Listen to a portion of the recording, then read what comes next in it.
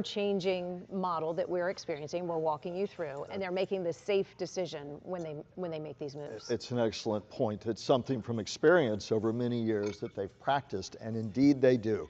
Prudent planning so that all of us are safe, so that first responders can be where they need to be, so that evacuations have largely been voluntary throughout our community. There are shelters open up for special needs, but you raised such a wonderful point, Shannon.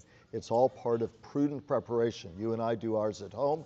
They're doing theirs throughout the region, and all together allowing, after the storm passes, to get out, inspect bridges, make sure everything's safe, and get everything back up and running from power to roadways to waterworks as quickly as possible. By waterworks, I mean, we're looking at some flood areas as well.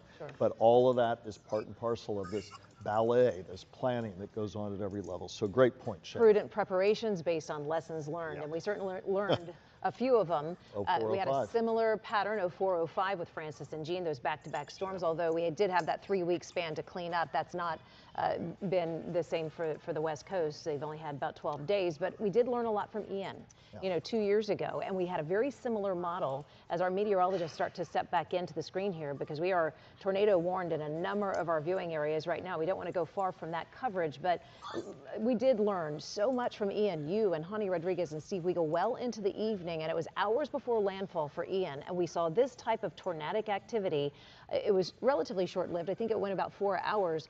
It looks like we're hitting that stretch, though, again today. And Kate, you're saying this is buckle up. This is what we're looking at for the rest of today. That's right. It's going to be a bumpy day, a bumpy night, but I'm so glad that you and Michael took the time to tell our viewers who maybe have never been through this before that this is almost a ballet and it's a long duration, but we're here with you through the whole thing. I think we're looking at live pictures right now, St. Lucie County, and you can see the rain, not too torrential, and even some brightening of the skies, and that's the way tropical systems work. You can get a rain band with tornadoes, and then the rain band moves through. You actually see some sunny skies, and then there's going to be another rain band. So rainfall rates will get higher at times, lighter at times, but again, the tornado threat is our biggest threat right now. We have multiple warnings, so let's go ahead and do a little radar tour.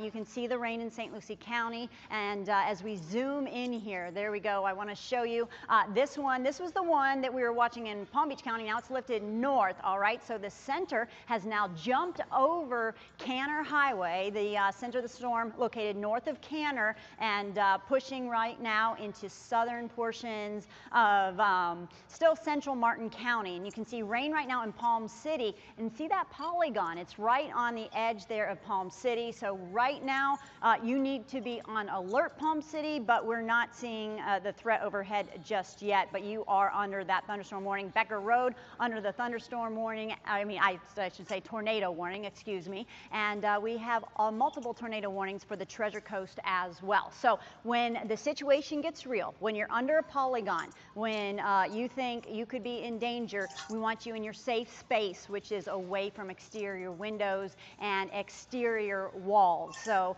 this isn't even the force of Milton's winds. Those will come later tonight. These are just these isolated tornadoes and the rain bands, which some of the video we've seen today, just amazing. And that should be an indication to you that take these seriously, especially don't be on the roads right now. As you can see, this is a developing situation, and we have warnings stretching from the south to the north. I think we have some live pictures right now, debris in Canal Point, and you can see trees already down. There's a guy out there trying to do a little cleanup, but again, there's going to be likely more trees down over the next 24 to 36 hours as we work our way through the effects, the impacts of a large Hurricane Milton in the Gulf of Mexico. So there's going to be differing impacts through the counties as we go. But right now, South County looking better, Palm Beach County, but it is Martin County, southeastern St. Lucie County, portions of Okeechobee County that we are watching for tornadic activity. So again, if you've been watching us, listening to us, you know a lot of these tornado possible possible tornadoes have been confirmed. So we are seeing really heavy rain there, just to the left of Okeechobee, and also just to the east of Okeechobee. Also heavy rain and that strong storm with possible rotation right there in central Martin County, still to the east of Palm City. I'm hearing reports that we have Hani Rodriguez live out in Canal Point. Hani, what are you seeing? What can you tell us right now? Kate, so we just pulled over to the side of the road. There's a man who was actually on his way home from work. He lives in Martin County, but there's a lot of debris here on the road. He's actually with a shovel. He's got some equipment in his truck, and it's just trying to pick up a little bit of it. We also saw an FPL truck just down the road. I'm going to have a photographer, Chris, kind of show you this area. We talked to somebody in Pahokee who told us that they followed up what they described as a tornado, or something that looked like it, not a traditional cone-shaped tornado, if you will. And so we headed up 441 north this way, and this is where we saw sort of that debris scattered everywhere. Tree branches, as you can see here, just really snapped in half. And I mean, this one, the one I'm holding, Chris, this is like a little branch. The one all the way over here, I'll walk you to it. This is a pretty thick tree, and I mean, just like what you described, Kate, often on TV as we're covering tornadoes, it's just that, you know, a branch literally, or an entire tree just snapped in half. And that's exactly what we're seeing here. There's smaller branches all throughout this entire area here, about half a mile, I would say, at least, of, you know, fortunately, obviously, no homes on this side, which is great. Hey, Hani, I know it's probably, as I mentioned, FPL crews are here. We saw a line down. Hani, you can hear me? Hani, can you hear me? Yes, I can hear you, Kate. Okay, so Hani, I know it's hard to tell from where you are, but sometimes if it's tornadic damage, you can kind of see things a little, the damage a little twisted, maybe a sign twisted, tree branches twisted, straight line damage, everything is kind of down in the same direction. And you know, that's why the National Weather Service team will be surveying. I was just wondering if you can tell at all if it seems like the damage is kind of down in the same direction, or it's a little scattered. So from my perspective, it looks like things are down in the same direction, right, Chris? You would agree?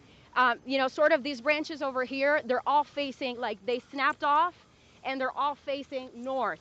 And so you see this whole line here, with the exception of that big branch I showed you, and even this one over here in the back. Chris, if you can point to that one, it just snapped in half, and they're all sort of facing north. And it's this half-mile stretch here down 441. And there's also a few lines down. I mean, I don't know if power, we have to check on that, if power's been affected in this area for anybody here in Canal Point. But anyway, this is what we're seeing. So we thought it, you know, interesting to show you guys what we're seeing on the road as we sort of move around to some of the affected areas. You know, we know this Pahokee area was under a tornado watch. I texted Steve a little while ago, and James too. And we're just trying to show you, you know, what we're seeing. And it's, you know, what I think is so impressive is people that are part of this community who, you know, on the way home from work, didn't have to do it, but stopped with their truck, and they're shoveling some of the tree branches off the road, because obviously that can be unsafe for people who are driving down. I mean, now you can see it, but later on tonight you won't. So it's amazing to see. Thank you, Hani, for that report. Wow, you know, that large tree snapped in half. That just should show you what type of winds we are talking about. Extremely, extremely powerful. And Hani, as you mentioned, you know, folks stopping to help. And sometimes in weather events, you know, when there's bad things happening, look for the good things happening, because when something bad happens, people are jumping in to help others, and that's, you know, a little uplifting when we're going through these very dangerous weather scenarios. So Hani, thank you very much for bringing that, and I'm sure we'll be coming back to you in time. Thank you for that. So we still have multiple warnings across the area. You can see these polygons, so Martin County, and this is a very strong storm we're watching right here. You can kind of see the hardest area right about to go over I-95, just to the west of Palm City. So again, this is times to be in your safe rooms, away from windows if you live in this area. Also now, that polygon one is just south of Tradition. So this could be extended into Tradition. So if you're in Tradition right now, now's the time to stay inside, keep listening to us, and be prepared to get into that safe room. But we're going to continue to see these warnings throughout the day as we stay unsettled with the radar. But we certainly appreciate those eyes and ears in the field. Hani, thank you for that report. Ethan was out there earlier today. John Shaman is out. All of our crews out there ready to bring you reports of any damage that we have. And of course, we'll let you know what roads are flooded, which you can't get through. But again, this is probably the strongest storm we're watching. Right there is located on and around I-95, northern portions of Martin County to the east of Stewart and Palm City. This includes the Turnpike as well. Let me go ahead and zoom into this area right now and show you the hardest, what we believe to be the strongest winds right in this area. That expires this tornado warning 2:15, but others are extended. So this area right here, Martin Highway to the west of the Turnpike, that's where some very, very heavy rain is. Becker Road, you are getting soaked right now. And as we zoom out, Port St. Lucie, heavy rain. And again, this tornado warning till 2:15, other tornado warnings till 2:30. So we have a very serious situation across the Treasure Coast. We've been with you all morning long. We appreciate your patience. If this isn't your warning right now, you might have a warning later on. So you want to pay close attention. And again, we've had confirmed tornadoes. In that last scan, you can see lifting northward. So now we're pretty soon, we're going to be due west of Palm City and Stewart. And of course, these storms have just been racing northward. One storm racing northward at 40 miles per hour. So that would be across Palm Beach County in just about an hour. And of course, Martin County not as wide and as long as Palm Beach County. So Port St. Lucie, Jensen Beach, Stewart, we want you to be careful right now. We are tracking rotation. It's lifting northward, and this is going to be a developing situation. We have some town names on there for you. Becker Road, about 2:15, Tesoro, 2:17, Harbor Ridge, 2:24, Tradition, 2:24. So find your city, find the time. Doesn't mean exactly, this is guidance, not gospel, but if your town is on this list right now, we want you to be preparing to have some sort of a tornado near your home, and that's why we need you to be prepared, staying away from windows. So this one goes till 2:30, the warning in Okeechobee County, and you can see everything is lifting northward. That previous warning has been allowed to expire. You can see that polygon there. Now let's zoom back into the cell we're looking at in Martin County, Becker Road, Palm City. You're right on the fringe of it, but the heaviest rotation now, or I would say the heaviest rain over Becker Road, 95 Tradition, you are seeing some rough weather too. So if you're watching this with us, we don't want to alarm you. We just want everybody to stay safe. And the good news, our tornadoes here in Florida, not the type we see in Tornado Alley. So we're not talking about EF5 tornadoes, but they still are very dangerous and can be life-threatening. You saw that tree snapped in half by Hani. Well, imagine if you were out there in those winds. That wouldn't be good. So now we have the velocity product on there for you, and you can see that tight couplet right there where you have those that red and that dark blue. That indicates, again, what we're talking about, those incoming and outgoing winds, and that's what creates the rotation. So there you can see, if we have a rotation right now, that's about where it's located, very near I-95. Again, not a day to be on the roads if you don't have to, because these tornadoes are spinning up very quickly. If you're on the road, you might not get the warning until you're kind of right in the middle of it. All right, I'm going to send things back over to Michael and Shannon. Have you heard of anything, any damage reports? Yeah. Really like to get back to you, because one of the things you just mentioned, hey, if you're on this screen, you need to be starting to think about getting in your safe room. I'd like to roll through those in just a moment. If you can prep that data, I know it takes you just a minute to do it. We're not going far, just a quick reset as I welcome in Tanya Rogers now. Michael Williams taking a quick break. He'll be back to the desk here shortly, but we are continuing to track Hurricane Milton as the feeder bands start to produce that tornadic activity that we were talking about all day. We were expecting. Which is very common to happen as the hurricane's approaching St. Lucie, Indian River, and Okeechobee counties. Affected hurricane watch and tropical storm warning for Martin County. while Palm Beach County remains under a tropical storm warning. Tornado warnings have been ongoing since about 9:45 this morning in our area as we continue to track Milton. And what has really struck us out here, Tanya, as we've joined our team of meteorologists is as one warning or a watch, we're in a watch until 9 p.m. tonight, right, for most of our entire South Florida and Treasure Coast viewing area. But as these warnings, these tornado warnings start to expire, they extend them. Just as you would think that the window was closing, it's been extended. So really, to your point, starting at 9:45 this morning, they really started tracking this cell that started moving up over Alligator Alley. Really impressive defined tornado, confirmed touchdowns. And then we had 2 confirmed touchdowns in up here in St. Lucie County and Martin County viewing areas in the western community. So this has been a very intense and serious situation for a lot of communities, a lot of our western communities. All 4 of our 5 county viewing areas have been touched by this so far, this tornadic activity. So I want to get back over to Kate Wenzel because I know you are starting to zoom in on where the cells are active right now. I'd like to recap what communities are being targeted at the moment with a warning because your map is just on fire right now. That's right, Shannon.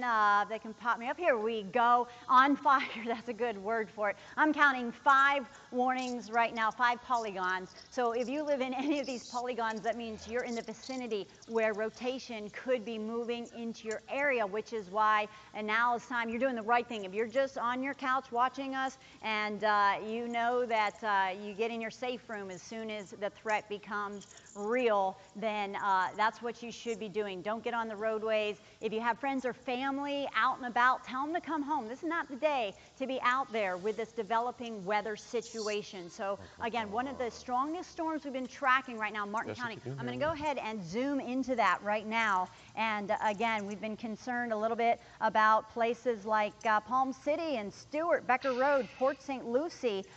There you can see, again, probably the tightest rotation right now, right there near I-95, 714, heavy rain over Becker Road. So this is moving very quickly. If you live to the south of this red polygon right here, you are out of the crosshairs. So that rotation has now lifted north of you. It's moving very quickly for Martin County until 2:45, but we do have other warnings as well. We have another warning right here across PJ Village, Port St. Lucie. So all of these areas, you are under the gun. Here's another one in Okeechobee County.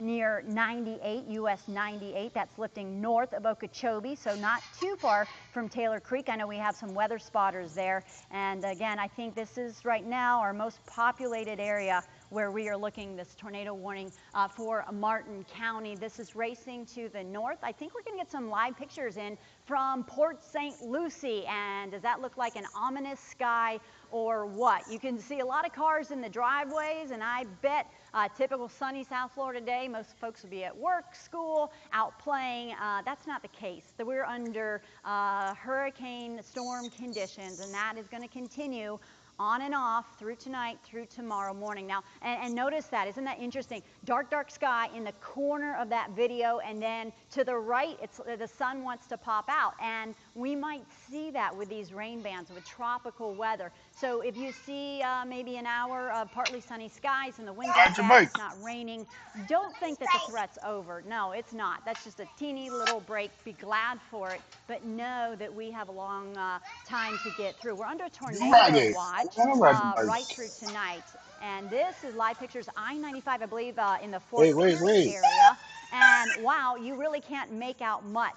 So probably everybody that's lived in Florida for any amount of time knows that when you're on the roadway and you're trying to drive through those types of conditions, that is really, you're white knuckling it on the road. So just another reason you don't want to be on the roads for any reason, because we continue to see these very, very strong storms. And again, with those rain-wrapped tornadoes, you can't really see them. All you see is the rain, which makes them even more dangerous. With such rain, it's hard to actually see necessarily where that circulation is. So back here on the map, again, we have multiple warnings, and you can see the heavy rain now just extending into portions of Palm City. I want to, again, show you on the map that this is where the core of this cell is. Right now, it's south of Tradition, but it's going to be moving north in that area, and we know that's a very, very populated area. So Port St. Lucie heads up, Jensen Beach, Stewart, Palm City,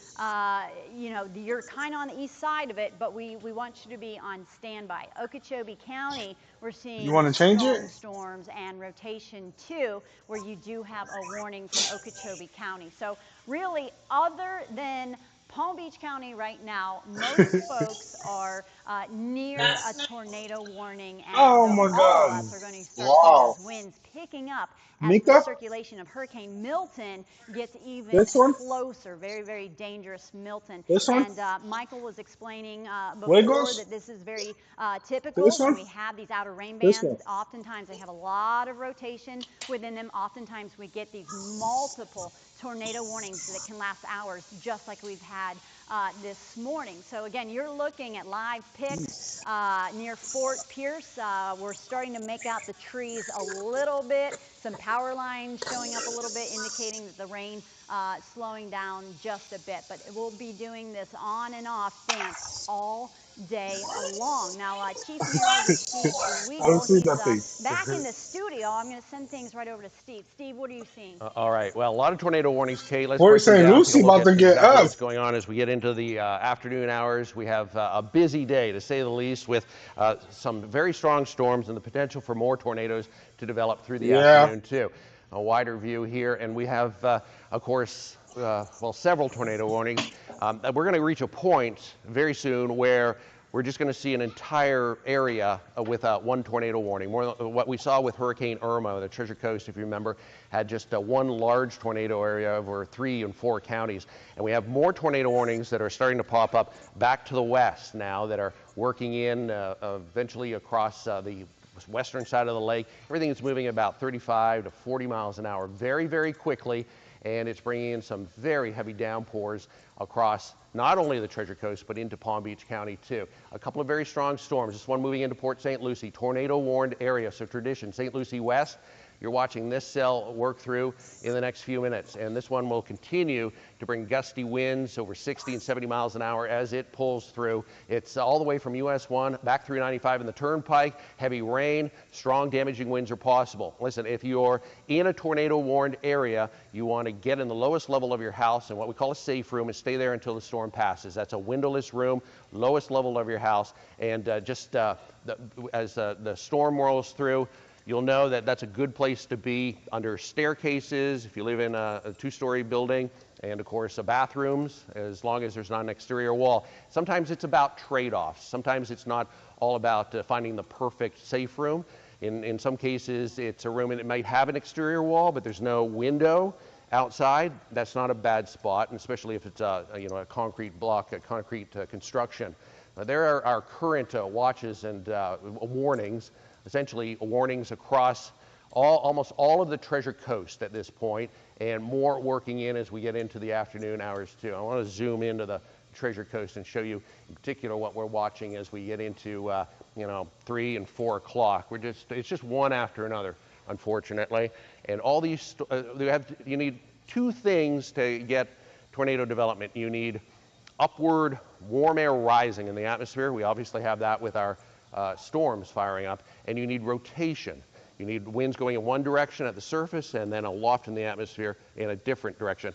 And of course, that spin naturally develops. On the side of your screen, that's a tornado, confirmed tornado that touched down around Clewiston and around the LaBelle area. All of the storms are moving north at about 35 to 40 miles an hour.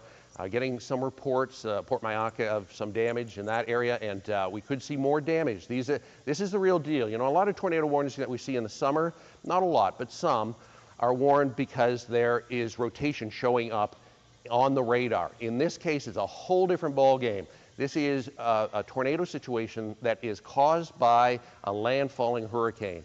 And all the dynamics are in place to get tornadoes on the ground. As we've seen, you can see on the side of your screen, that's just one. So far, I've seen 2 confirmed tornadoes, not just this one, but another one that was just to the east of this around Belglade. So that's the Clewiston area. That is that storm. Actually, a friend of mine sent this video in, John Hundley, who lives in the area, and one of his managers, he runs a large farming community out there, one of his managers caught this video.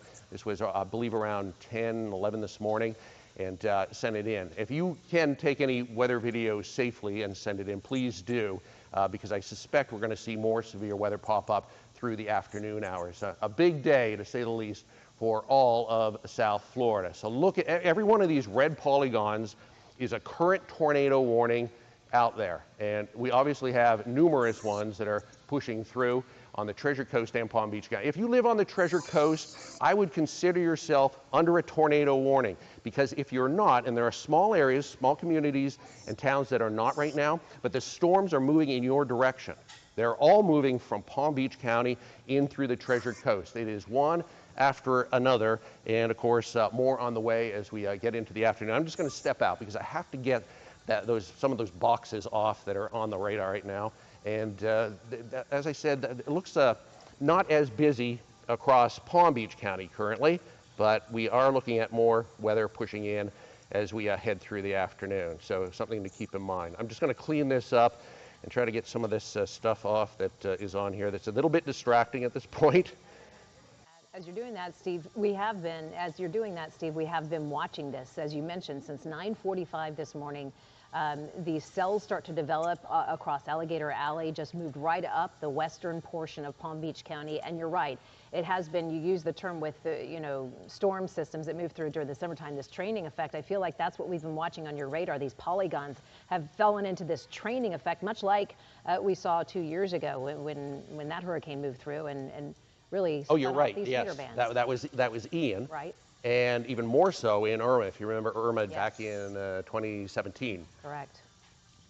So here we go, and you're counting how many polygons at this point. And that means all of those boxes, Steve, to be clear, are tornado warned at this point? That's right, and all of them are separate cells that can produce tornadoes. So almost all the Treasure Coast. I mean, it's really incredible and very reminiscent of what we saw back in Hurricane Irma with the storm cells rolling through. So let me get a little closer to the Treasure Coast, give you a really good idea what's happening here. So currently we have, see, what is also happening is that one tornado warning gets dropped or extended. So this one over Port St. Lucie, let me zoom in because that looks like a very nasty storm that's rolling through. It looks like there's a little bit of a hook echo. Sometimes they take on the reflectivity, which I'm showing right now, they take on a little bit of a hook to them, usually on the bottom side. And I see a little bit of that as the one pushes into Port St. Lucie. There's the polygon. So this is the warned area. I mean, there's so many, they're overlapping each other, which I don't know if I've ever seen.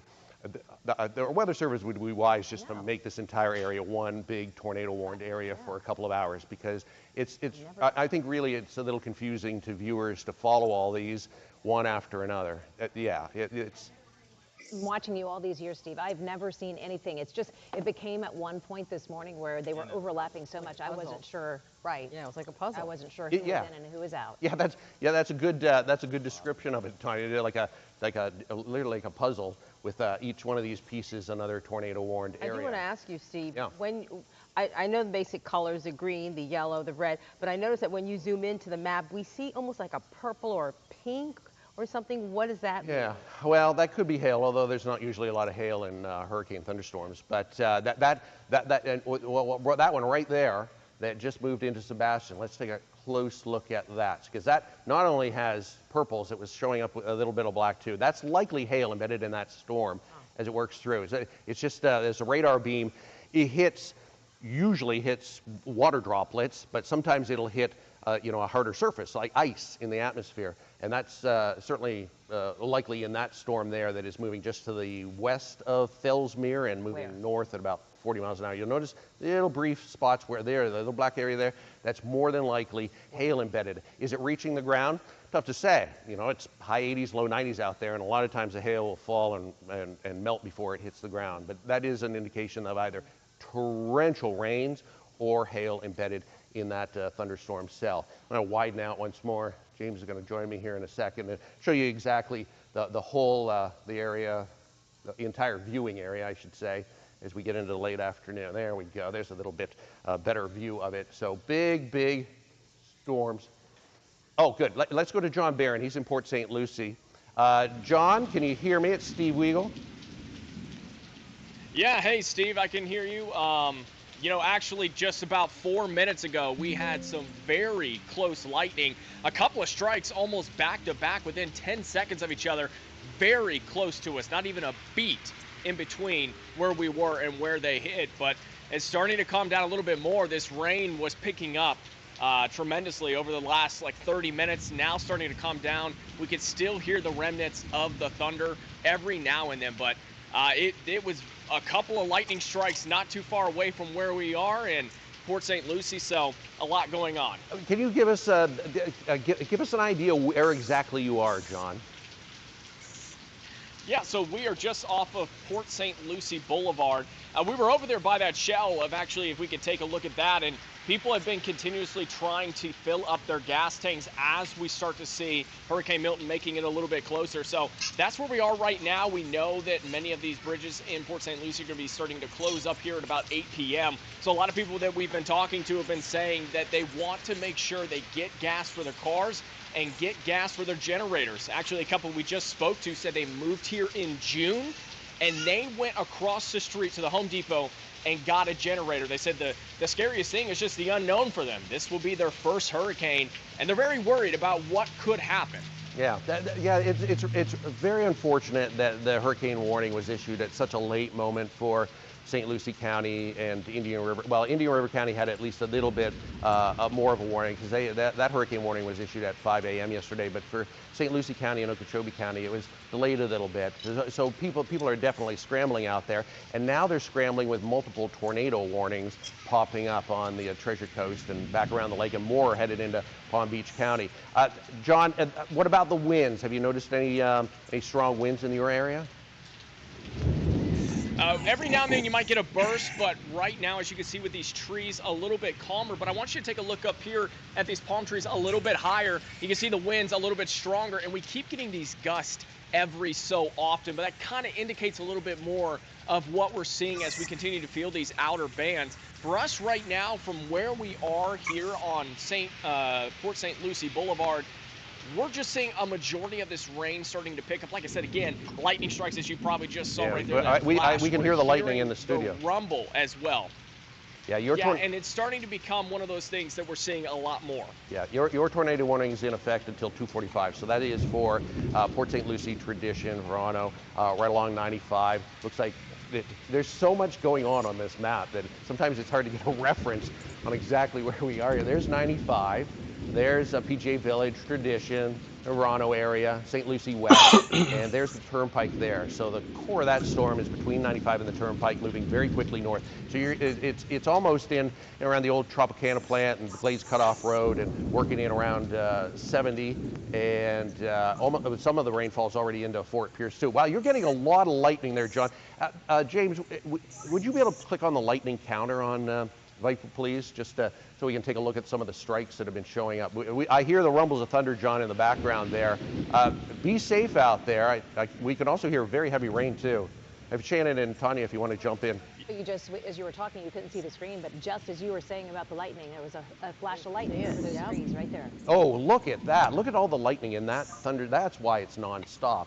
Thanks, James, for that. Yeah, that is. I want you, we're getting that a lot. And as you can see a little bit more, just the clouds as well, how quickly they're moving up top. We continuously started, at first we saw the lightning a lot more to our left. Now we're seeing it more here in front of us. And that, as you can see, the wind kind of picking up just a little bit more. The clouds moving a lot more as well at this point in time. So, yeah, we are seeing quite a few lightning strikes, more than what we were seeing just even 30 minutes ago. It's been picking up a lot. Okay, yeah, stay safe, John. There is a lot.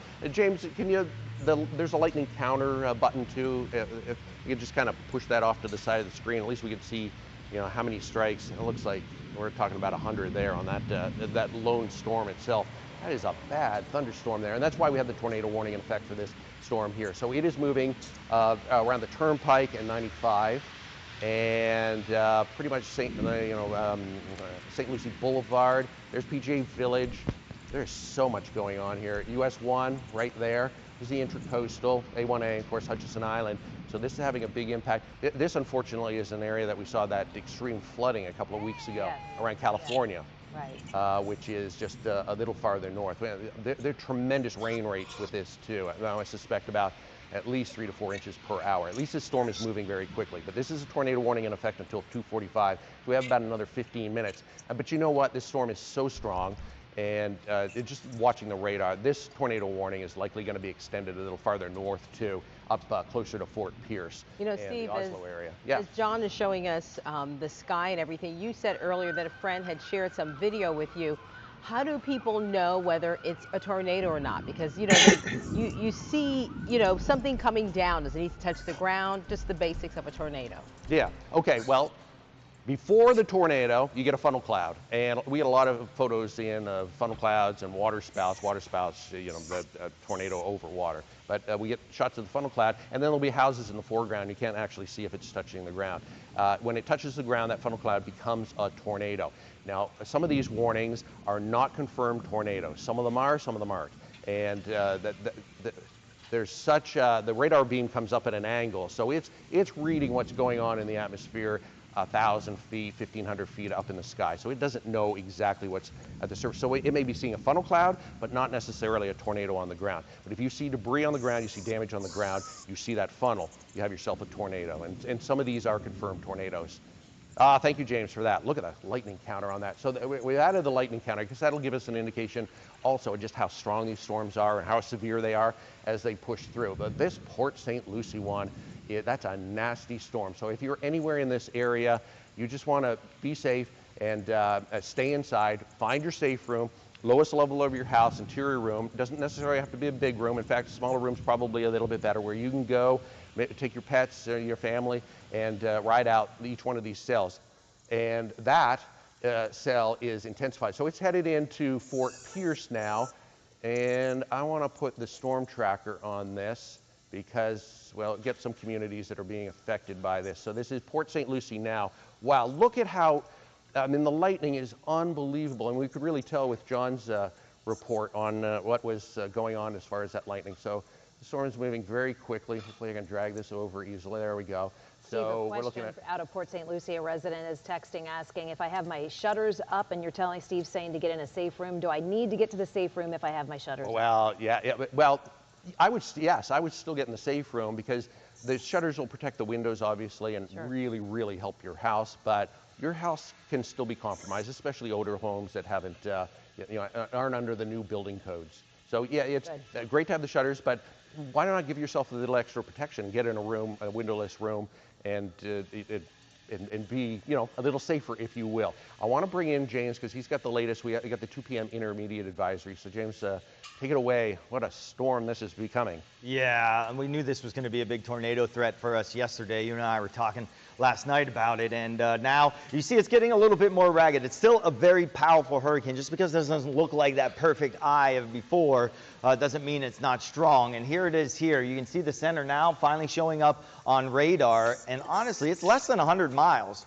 from the coastline. That's moving quicker now, a lot quicker than what we were tracking last night, that's for sure. And you can see that northern part of the eye wall with still some lightning on it. So still maintaining strength here as it approaches the west coast of Florida. The latest track from what Steve and I were tracking last night has shifted a little bit southward, but it has been approximately in the same area now. But you see Tampa here, it's a little bit south of that. So at least we don't have that right up Tampa Bay scenario. That was the nightmare scenario for the west coast. But this is still going to be a large and dangerous storm, and it will stretch all the way down Fort Myers and even Marco Island too on the west coast. We're going to see those wide-spanning effects as we're already seeing that. We're starting off with tornadoes like we're seeing right now. We were telling you about that yesterday. We're going to end up with a whole lot of wind coming through, even though this rain is going to dry out, because we're going to have the dry air move in behind the storm.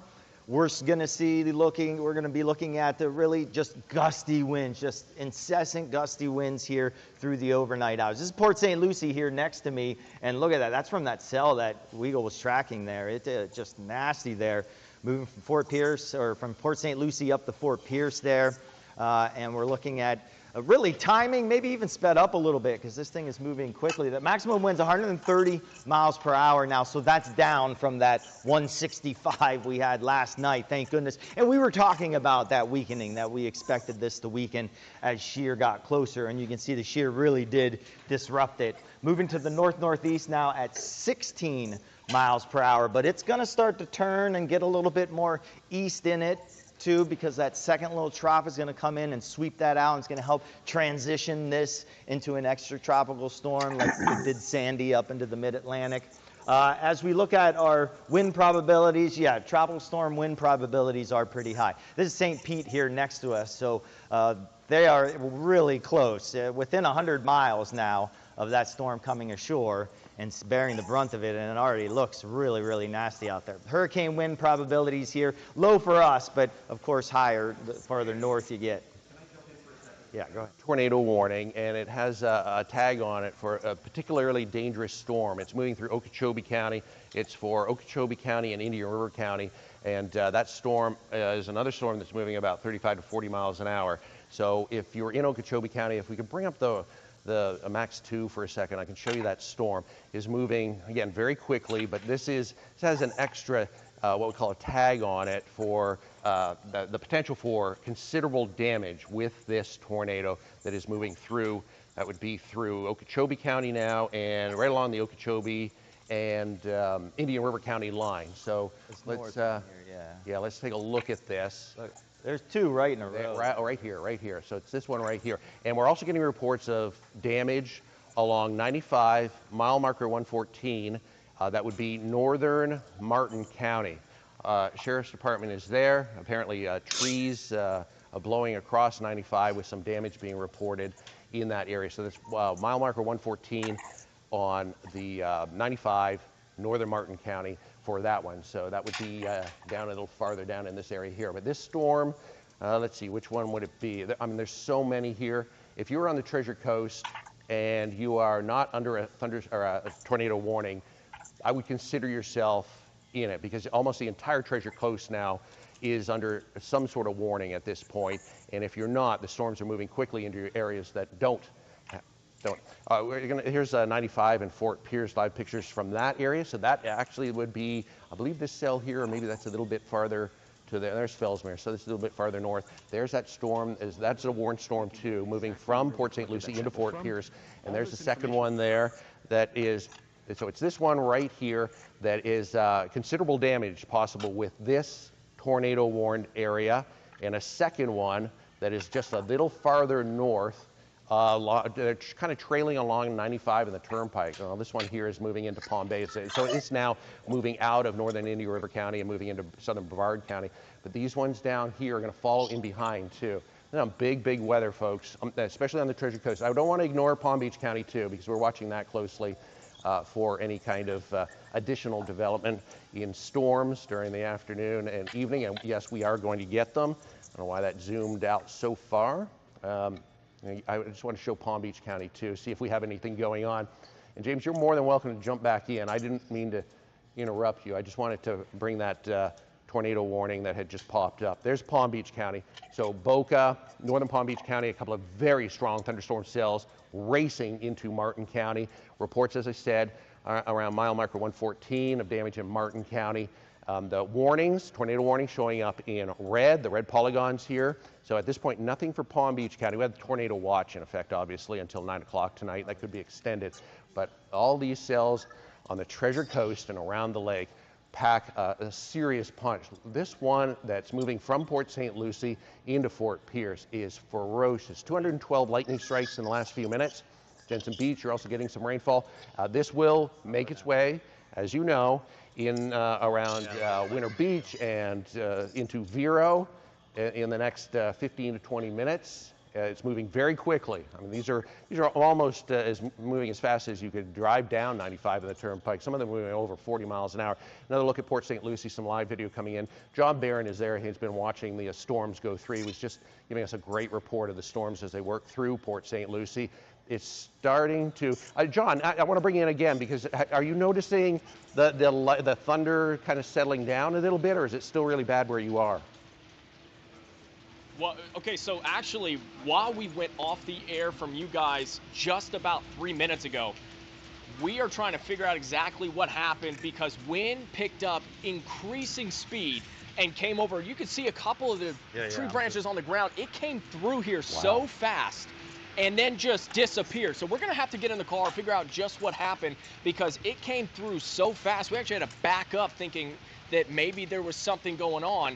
But of course, now the rain is kind of going at a leisurely pace at this point in time, but we haven't been hearing the crackles as much, but we're gonna definitely need to check in on some of that damage and see exactly what just passed through. Everybody here that's actually under this overhead have been kind of monitoring this as well, trying to get back in their cars and get home. So obviously we're trying to make sure everybody understands that this is very serious as Milton continues to make its way in. Okay, and John, that storm is moving from Port St. Lucie into Fort Pierce now. So Fort Pierce, you could be dealing with the same condition. I'm gonna let you go, John.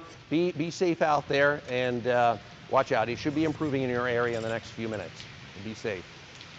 All right, so that is a tornado warning. Thank you. That is moving from Port St. Lucie into Fort Pierce, now starting to arrive at Fort Pierce. I'll put the tracker on it once again to give you some times of arrival. It'll eventually make its way up into Vero and Sebastian. And it is not weakening at all. So now the leading edge of that's in, well, not the leading edge, the core of this is into Fort Pierce now. And that means some big winds, some very gusty winds, damaging winds, potentially, as John just showed you, with that storm cell as it moves very quickly to the north. I really want to show you kind of the times of arrival for this as it moves a little farther north. Sometimes we haven't used the storm tracker a lot lately, so it's kind of like riding a bicycle. You'll get it, but it'll take a couple of minutes to actually do it. Now there's a better look at it. Yeah, that makes it a little bit easier. So Vero, Florida Ridge, along Oslo, along Florida Oceanographic, along US 1. There's a look at Indian River County in 95. So that's the bottom FDOT screen, and the Port St. Lucie is up top. So that storm is moving from Port St. Lucie. You can see it's starting to improve there, but headed into Fort Pierce, Vero Beach, and it is a real mess. Again, safe room is going to be a word or a couple of words you're going to hear a lot, because these storms have the potential to do some serious damage. Not just this one, but this other one that was tagged with considerable damage potential that is right along the Okeechobee and Indian River County line. I want to bring in James again because he's watching the overall picture. We're going to keep an eye here, James, of course, on what's going on with the latest warnings, but we're trying to break them down. This is very reminiscent to Irma, isn't it? It really is. You get a little bit different direction. They were all coming in and off the ocean, remember that? But now just coming in out of the south. A lot of people want to know, well, how long is this threat going to last? Well, we do have the tornado watch, and that goes until 9 p.m. tonight. And it's pretty much as this thing is making landfall. We have all this moisture, tropical moisture pulled up. I was just outside. It is so tropical feeling out there. A lot of instability here to it, and a lot of natural instability because of the rotation of the storm there. And we get in this right side of the storm here, and that's the tornadic side, and that's what we're looking at. Look at all these warnings. This map is just a mess. Every dark red spot is a tornado warning out there, and like Steve was just tracking, we have a bunch of them. One in St. Lucie County approaching Fort Pierce. That's what Steve was just showing. One exiting Okeechobee County, but moving into far western Indian River County. These are moving pretty quickly too, so that's why when you get that warning, if your phone beeps and you get that warning, you need to take cover immediately, because these things are moving really, really quickly. Generally from south to north, we're going to get a little bit of west in it as the storm gets closer, and you see this band kind of taking shape right here, and this will pivot in slowly but surely and lift northward. We may get a slight break from time to time, but it doesn't look like that time is coming anytime soon here.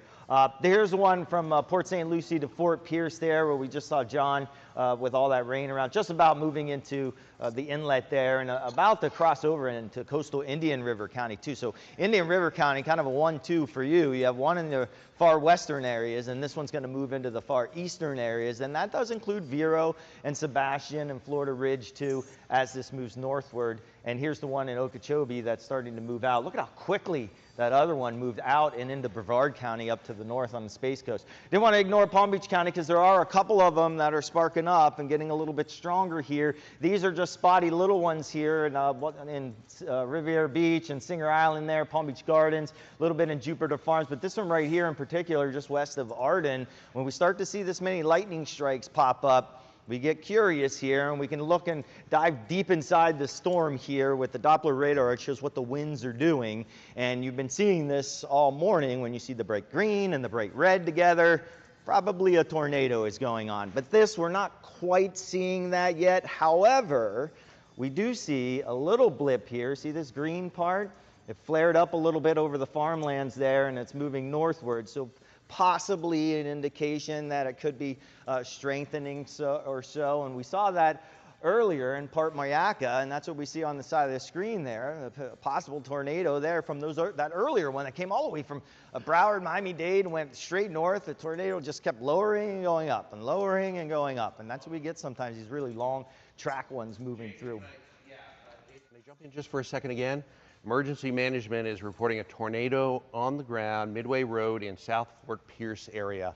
So that is that thunderstorm that John was in, and it is where the tornado warned area is. So yeah, this is the one that we've been watching closely. See if you can bring up the velocity so we can get a really good idea. So it's Midway. This is emergency management. So they're reporting a tornado on the ground, Midway Road, South Fort Pierce, moving north at about 35 to 40 miles an hour. So that is this cell right here, and we'll get a little closer with it. Right in this area here. So it's working into Fort Pierce and right up US 1. I mean, that's where most of the activity is with this one.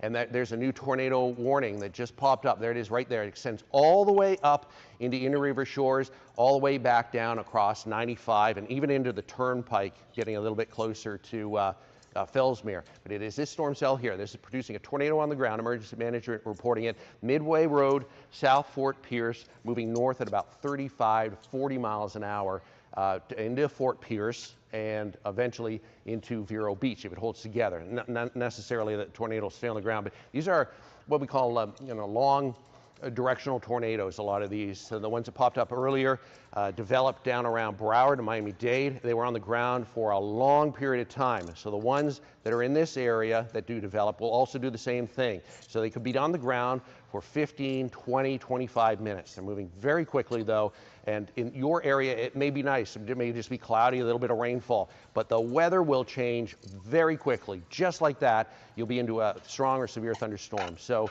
if you're in these tornado warnings, you take cover immediately, get in your safe room, stay there until the storms pass. You only have to be there for about, in most cases, about 15 to 20 minutes as they move through, because they're moving so quickly in these strong winds and strong upper level winds that are driving all of this. James, you want to jump in? James is also watching the radar with me. We really need to do the tag team thing in this case. You got the velocities, so yeah, take a look at it. Yeah, we got the velocities. We're trying to look at this. Now, the problem is it's equally as far from the Miami radar as it is from the Melbourne radar, so it's kind of in between, so you're not getting a good scan that goes straight through the bottom level of the cloud. It's kind of way up high, but you can kind of tell here some of the brighter greens there moving just towards Fort Pierce, and maybe a little bit going on the backside of that. See here, Steve, it's not quite as defined as those earlier ones were, but a potent storm nonetheless. That wind has got to be picking up there going into Fort Pierce. Yeah, okay, here's the storm tracker. So Florida Ridge, just north of downtown Fort Pierce, Vero 315. I suspect the leading edge of this is going to be into Vero before that. But this is a dangerous storm, a confirmed tornado on the ground because of this storm. This is Fort Pierce, South Fort Pierce, Midway Road. But I mean, I mentioned that about 10 minutes ago, and this storm is moving very quickly north. So it's into downtown Fort Pierce. It'll be into Vero Beach very soon. Dangerous storm with a tornado warning in place. That tornado warning is now in effect. Well, we have a flood tornado warning until 3:15, confirmed tornado, as we've been telling you, and that is till 3:15. The tornado watch for the entire area, that goes until 9 o'clock tonight. Very dangerous storm here in a populated area east of 95, the Turnpike, and most of it working in around US 1. Maybe a little bit of a hook trying to get developed on this one too. Like James said, this is a radar beam gets a little bit higher in the sky in this area, so it's a storm that we'll watch closely, obviously. And if you're anywhere in this polygon here which is Port St. Lucie. Well, it's more Fort Pierce now because it's working away from Port St. Lucie, but all the way up past Vero, closer to Winter Beach area. This is a tornado warning until 3:50, and this is a confirmed tornado on the ground with this storm right here, this one that is working through. So that is one storm cell. There are multiple others that we're watching, and multiple other tornado warnings that we're watching. Here's another one for Palm Beach County, just popped up. So this one is working its way. Looks like, well, let me get a little closer here so we can see exactly what's going on. And that one, oh, there we go. Okay, clean everything up here. And I don't know why it doesn't want to. There we go. All right, get the magnifying glass on it. So this is a new tornado warning. This is crossing Southern Boulevard, 20-mile bend, Line Country Safari, Arden, Westlake. This is a storm that is moving quickly north. And I don't believe it's, well, let's check it here. I don't believe it's a confirmed tornado. No, tornado warning. It'd be Doppler detected. That is in effect until 3:15. So working across Southern Boulevard, just to the west of the Aero Club, but the rain now pushing into Line Country Safari, into Arden, and eventually cross the B line. Looks like the leading edge is already making it there, and could have an impact around Jupiter Farms and Calusa. We'll see if, yeah, there's the B line. There's the corner of Indiantown Road and the B line right there. So this, there's Calusa obviously is in this area. So this is a big storm that's going to have an impact. If you're in Calusa, especially Jupiter Farms, you want to know what to do when you probably hear the thunder now. Just stay in your safe room until this one passes, because this is another big storm. We're into a severe weather chat with the Weather Service and the Hurricane Center and everyone else. It's just nonstop alerts that have been coming in. It's really all right. That other storm that I was telling you that worked from Port St. Lucie into Fort Pierce now is headed toward Vero Beach, and Jamie Ostroff is there. Jamie, can you hear me? You're in Vero now? 476. Yeah, Steve, I can hear you. I'm here just right outside the Freshman Learning Center. This is one of the 5 county shelters that is open here in Indian River County for the hurricane, and now we're sheltering from a whole different beast here. The tornado warnings went off. There are many deputies here and firefighters who just kind of jumped into action, made sure everybody who was kind of milling about outside was inside. So they're hunkered down here. We are in a safe place right now. You can see the rain just absolutely pouring down here in Vero Beach. Was not like this 20 minutes ago. It's pretty incredible how quickly things turned. And as we're kind of exploring the town and Indian River County today, we saw a lot of people along US 1, business owners, homeowners, talk to them as they were boarding things up and making those last minute preparations. And of course, now is not a good time to be outside and doing that. Well, A, it's pouring, and B, Been using Blender for like 2 years. Oh, I gotta get the chat on my phone, so I don't have to open it window. Yeah, I've been using Blender for like 2 years, I wanna say, more or less. I'm just having a stupid issue right now. I just had it working, now it just freaking doesn't want to fucking cooperate. What's up? What's your question?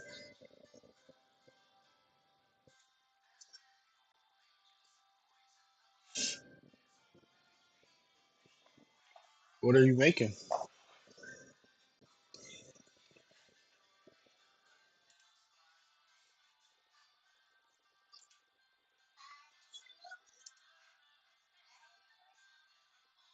Yeah, why? What's your question?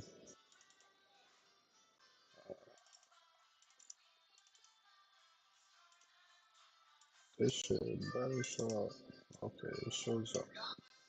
So what the going on?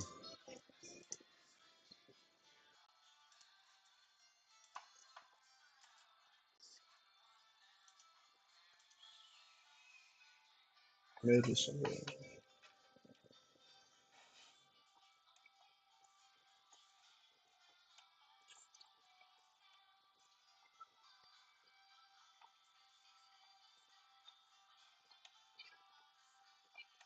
Is it for Fivem or is it just something you did on Blender?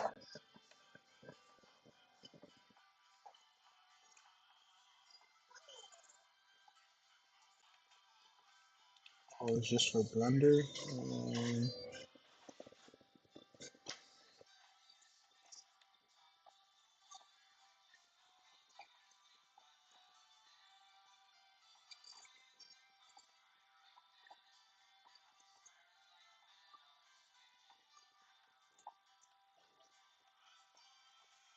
Um, if you made it with nodes,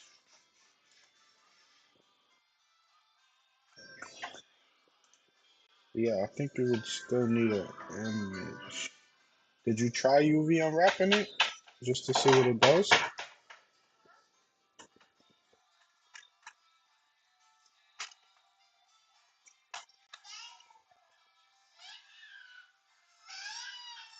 Um, yeah, I mean, if you want to get on a Discord call and show me, I can help you with that. I gotta see it.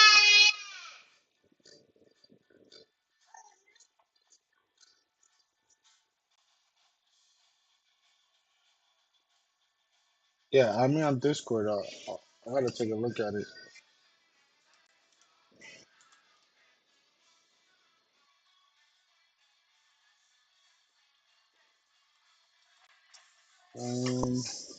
I think so.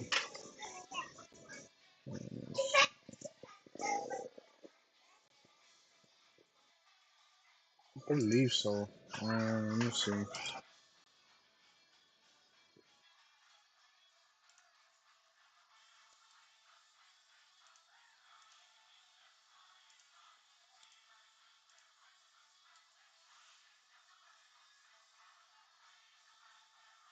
So like, make this shit.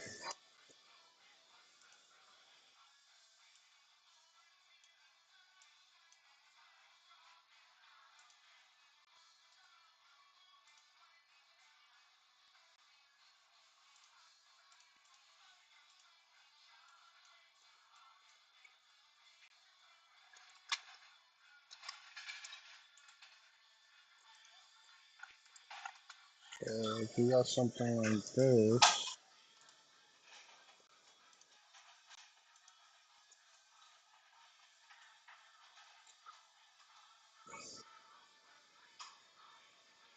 you should still be able to unwrap it. I'm not too sure. Yeah, I will have to see it. I'm not too sure. But you might have to use an image.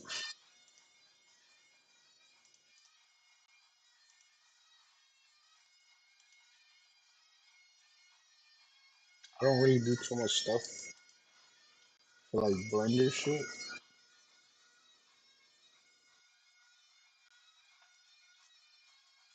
So yeah, I think you might have to use an image for something like that.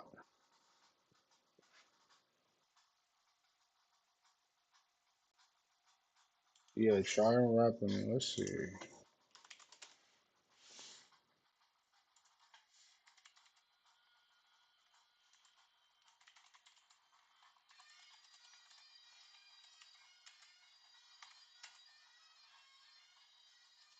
Let's create a soda can with the bottom of your basic shape and more deep. Add a cylinder once again and give it a bevel by pressing 1 Yeah, or 3 on the number pad.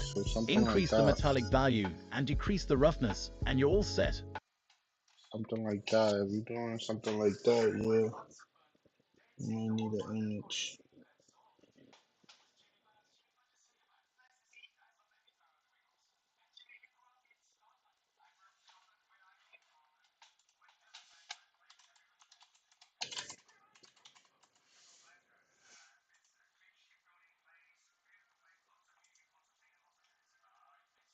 So if you make it something like this, I believe this is images. Let me see.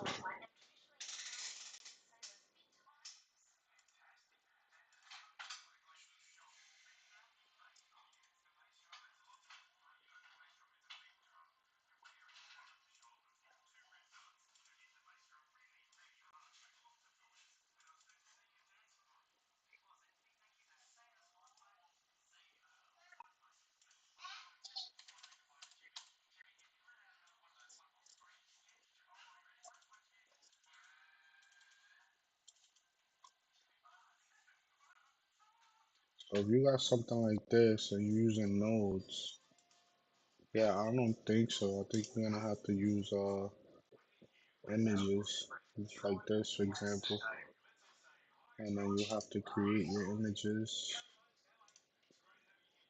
So, there's something like this. Is it something like this?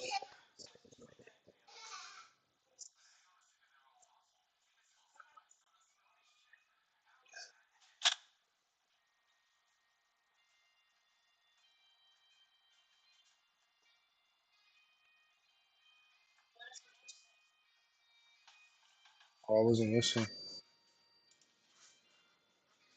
Okay. There, we also have another cell See, look. that is another tornado warning for the Treasure Coast. So we Yeah, have, you could. I mean, Yeah, so you many of could these are bake it, overlapping too. And there's the one in Palm City and Port or St. you Lucie. could also That is do. another cell that has shown some rotation. Also get your UV.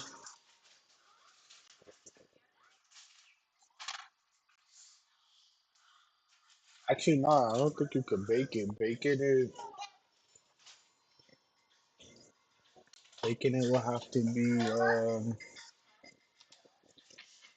So this is baked. This image is actually baked. So they took it through the image on, and then baked it.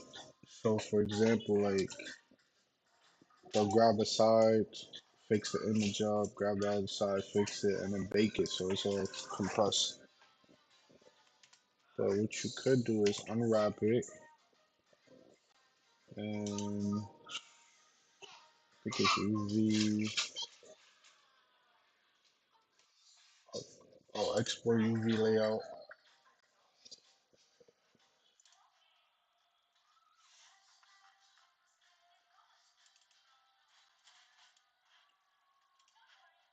And,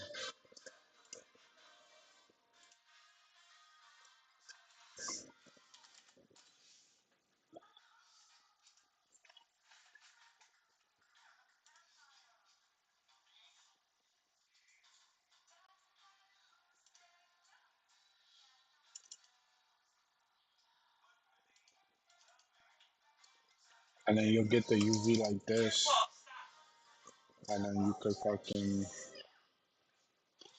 throw your pictures in here. I'm thinking.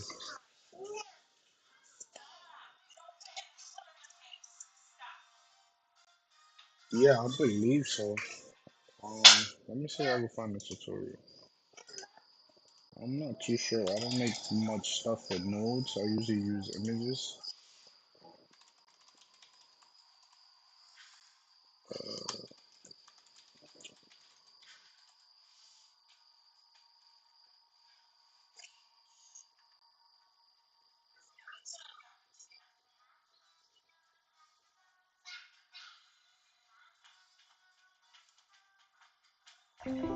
Shop Etsy for original items made by real people. Or you might have to paint it.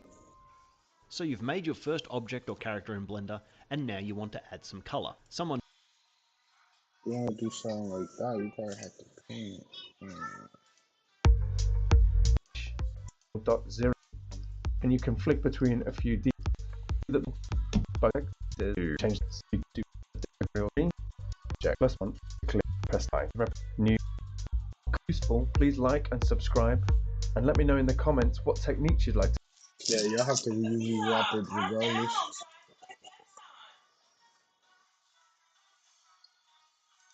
So you just here's we have what you're gonna do. You just click and drag, select one up at the top. You can just select each face. I would personally probably use an image, but for something like a hat,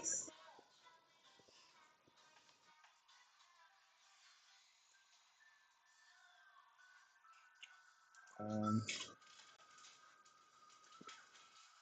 working on a shirt for GTA. I don't know if you play Fivem.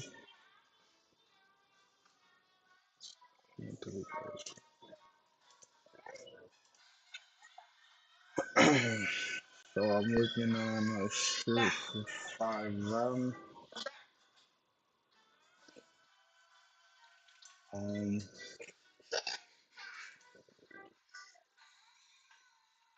Currently not fucking doing what I wanted to do.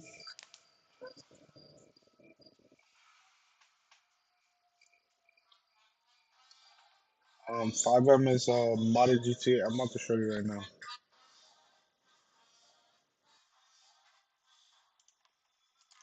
So this is the Fivem shit right here.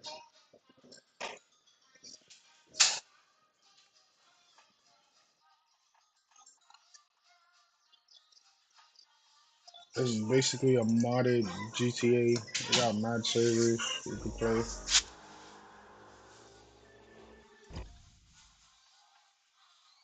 Do you video game at all?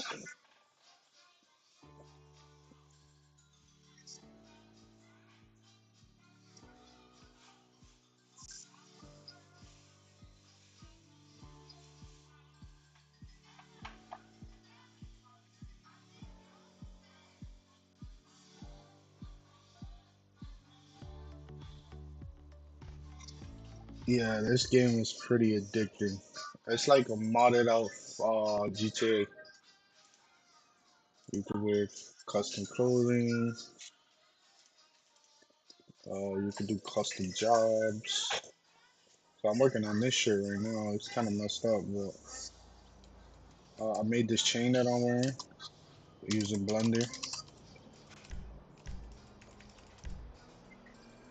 So that chain that I got on, I made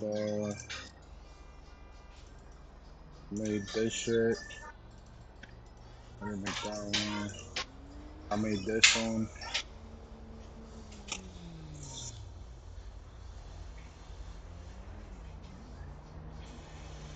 People sell like chains and stuff, so like I could sell these chains if I wanted to.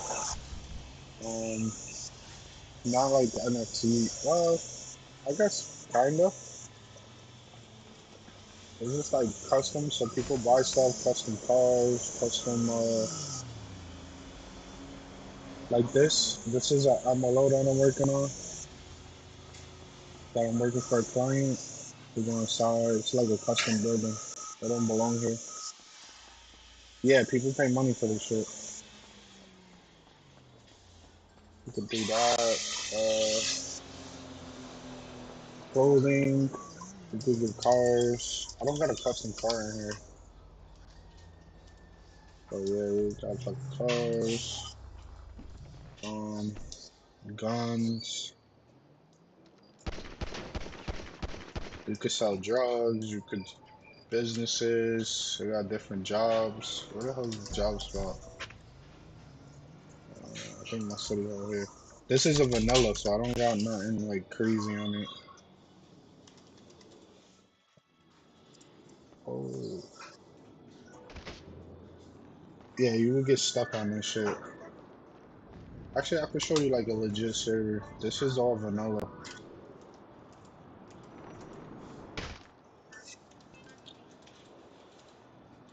Let me see what jobs come with this one. I do not worry about what I cannot control. I got a bus driver, tow truck, trucker, taxi. I could become a taxi driver. Could buy my driver's license, whatever. Now that I'm a taxi driver, I could go. I don't even know where the taxi shit at. Oh.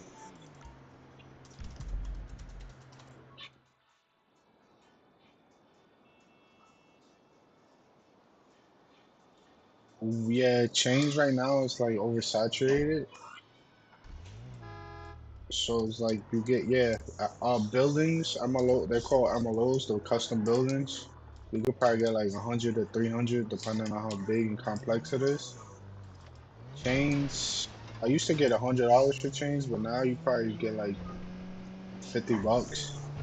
Custom cars, they go for like 100. What else?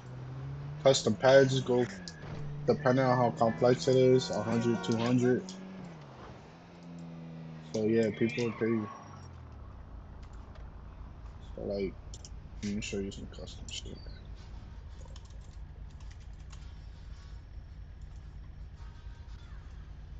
So like, to get this shit in, if you make something like this, yeah, you could sell it. A lot of people drop them for free. Also, well, you sell shit, custom clothing. We got like different types of shit. Um, Custom weapons. You can make anything you see. You can sell. So I got the Uzi, which is not originally in the game. I don't think so. Um, yeah, I showed you clothing.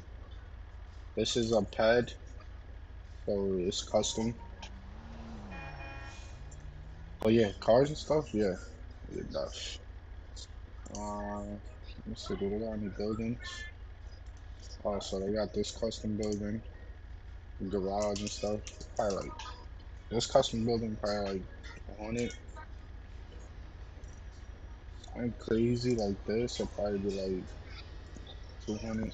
They put the Walking Dead house. But yeah, all that shit. Yeah, they got a lot of stuff. The price. I mean, you're the creator, so you could charge whatever you want to charge. I'm just giving you like what I seen. You could go on I think it's let me see.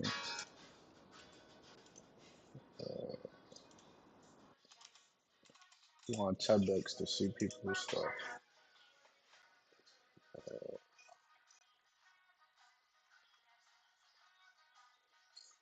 Shit.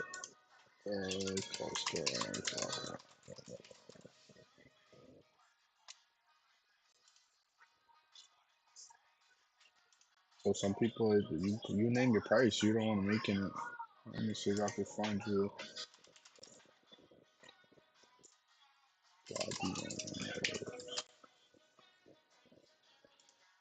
So this is YBN shit, which is like a whole neighborhood, and they charging $50 for that one.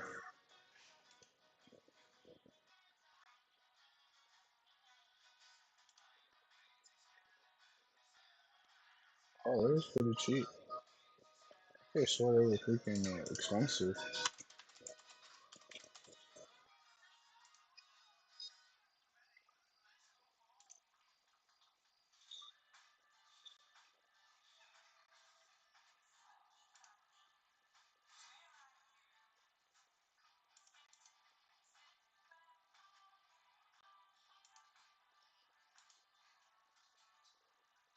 Okay, I guess they got cheaper.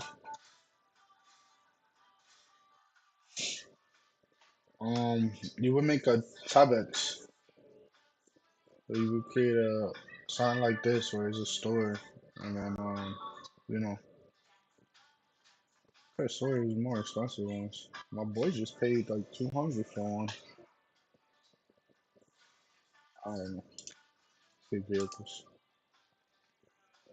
Oh, so he charging 30. Yeah, so you'll make like sign like this website, and then just you can sell it. A lot of people use is it Tabex? Yeah, a lot of people use Tabex. So this site right here, and then you just sell whatever you want to sell. The other website is like free shit. This one. So for me, like if you're starting out, you'll drop a couple free so people can know your work, and then you should start charging. But yeah, it's really how much you want to charge. You gotta talk to people.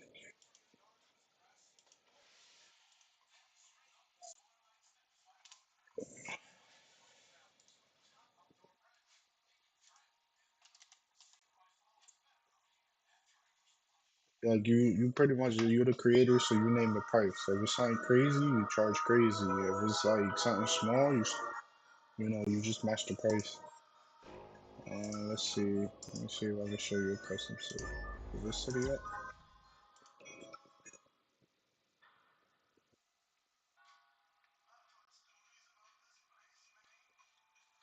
Yeah, a lot of people make money off this shit. I'm just rusty because I haven't I haven't been on it in a while, so I'm getting back into my stuff.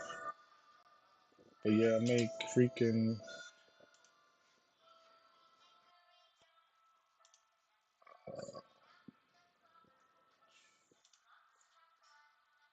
No, that's not it. Where the fuck is that? Oh, right here.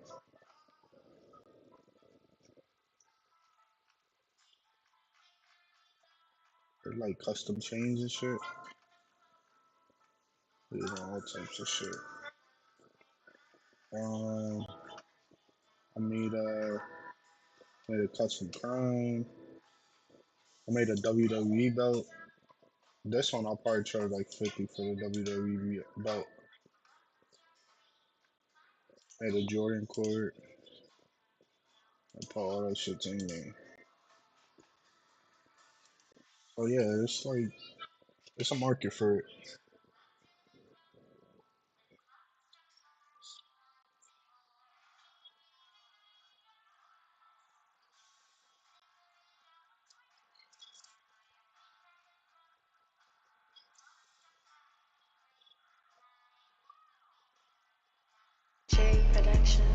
What you riding in a checkout Jeep? Every nigga I fuck with it. Say every nigga I fuck with it, use their feet. Coming back in the game, how I came. I'm on it. Gonna start by the trenches. We gonna start by cutting every nigga off that ain't handling fucking business. I remember them places them guns got buried. I remember them days them bullets flew by my head. I remember the bullet by my dreads. I give a man they props. That real, getting shot shit up in. I know Red Dead got it. It's Fivem, Red Dead. Shit, I don't know what else. I don't know. I think you could do shit on Roblox using Blender. I mostly just play 5M. I haven't really. Everybody know the drop when I'm in it. I drop the top when I'm in it. Everybody know the drop when I'm in it. Yeah, I flow so everybody.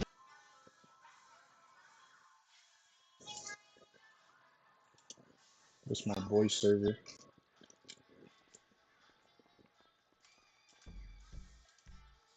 I like a lot of shit on here too. Like the weed. Yeah, he has a lot of type of shit. You can make your own drugs and all that other shit. Yeah, I think Sims 2. I don't know like the market for it. If you really on your shit, you could make some money on GTA. But Sims, I know they got like a Sim Studio and all that extra stuff.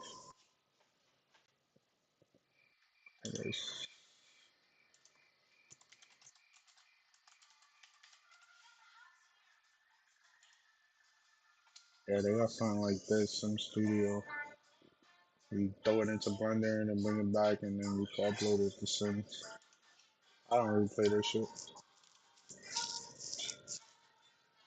Um, they got the red. It's called Red Dead. This is the Red Dead shit. I haven't tried the Red Dead. Oh, they got a lot of servers too. Okay. Oh, Red Dead is just like GTA. See how many clues did he get? Alright, 285 out of 400. Alright, they got some busy servers, so Red Dead does it.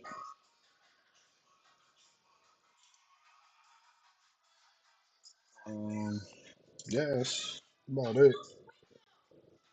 That I know of. Gotta do more research, but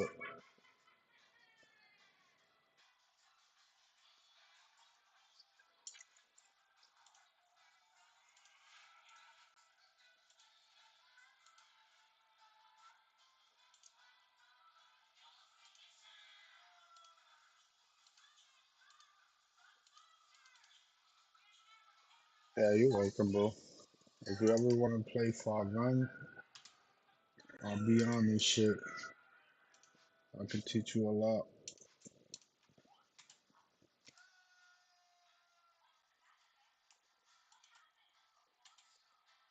Just join my boy city.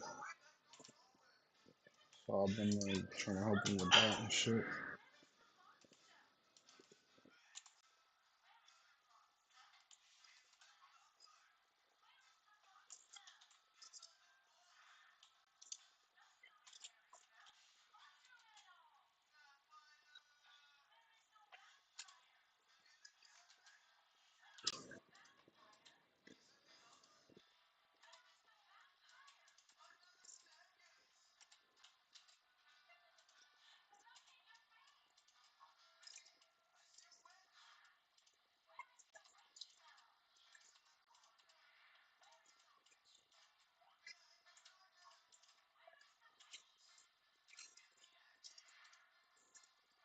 Yeah, I mostly learned Blender to do this crap.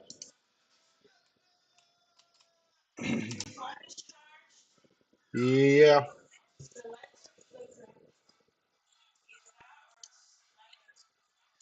Branch right there, some leaves, that debris.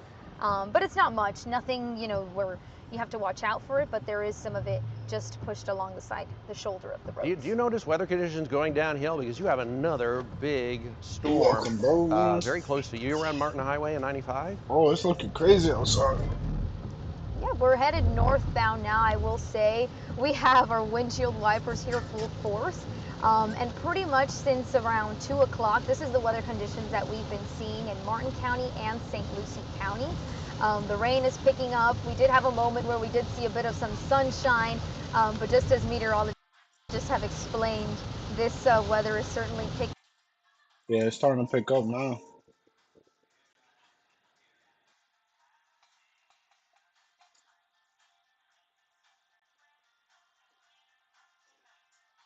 Oh yeah, you are you located in Florida? It's about to get wicked out here.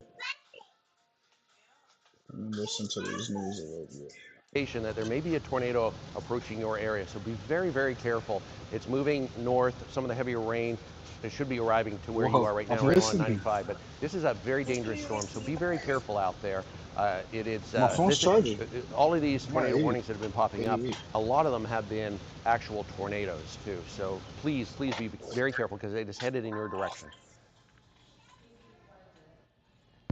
We just wanted to share that with you talking about the storms and the tornado warnings in St. Lucie County when it comes to power outages, over 12,000 customers right now without power. In Okeechobee County, they're St. about Lucie went out with power. 3,600. So it's interesting Over how you see 12,000 these customers, no storms power. popping up, and then you're seeing the power outages that are happening. FPL saying that they're going to try to get out there and get back, get the linemen out as they can in between feeder bands. But it seems like, Steve, it's just one system after another. There's not going to be a lot of opportunity to do that. Like, on the Treasure Coast, when are you going to do that? If there's not a tornado warning where you are right now, there will be in 5 or 10 minutes. I mean, it's really, really incredible what's going on. And in Palm Beach County, we have a couple of tornado warnings, but they're lined up along the county line, pushing in toward Belglade. So another one for Belglade. We had a couple of confirmed tornadoes on the We're good right now. earlier this morning around Clewiston and then back around Belglade and Pahokee. So there's more very nasty weather moving in. And this is not going to end anytime soon. We have another line of storms that rolls in this afternoon, then some of that making it into the coastline too. So it's going to have a big impact on just about everyone. So the tornado warnings showing up in red. We have that tornado watch for the entire area until 9 o'clock tonight. That could be extended, although as we get into the evening, the tornado threat starts to drop a little bit, and the winds become more unidirectional, so they're in the same direction at the surface and aloft in the atmosphere. You don't get that natural spin that you need for these to develop. But look at all these. There's one or two in western. Yeah, it's like we got tornadoes. The hurricane still hasn't even touched. This shit about to be crazy. I'm hoping it passed me. Right now, it's just looking. It's rainy and windy right now.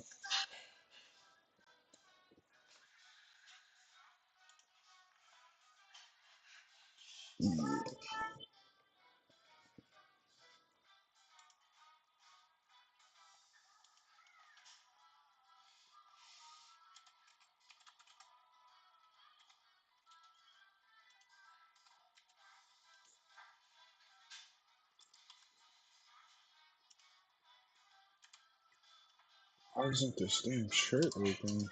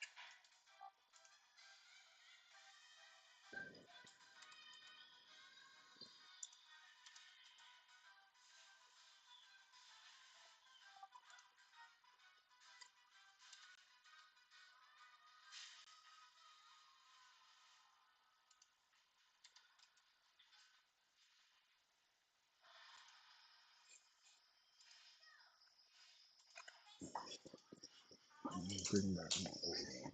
Oh, I deleted it. No.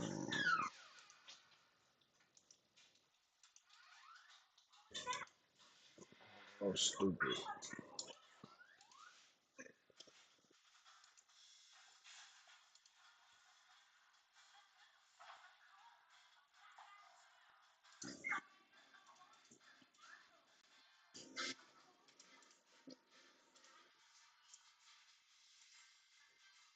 Damn.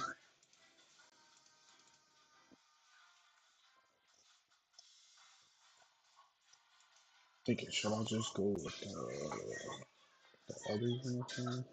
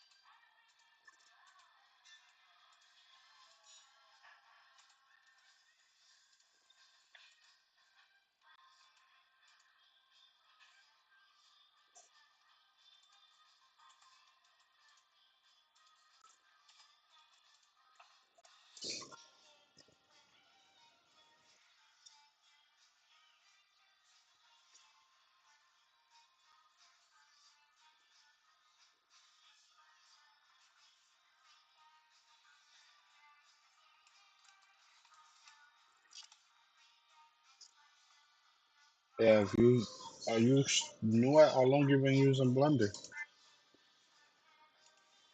If you're new, I would just watch tutorials.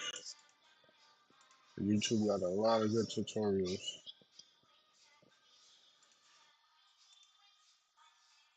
I'm not like an expert on all Blender. I mostly just go for the Fivem shit. I did make an animation, but that was a while ago.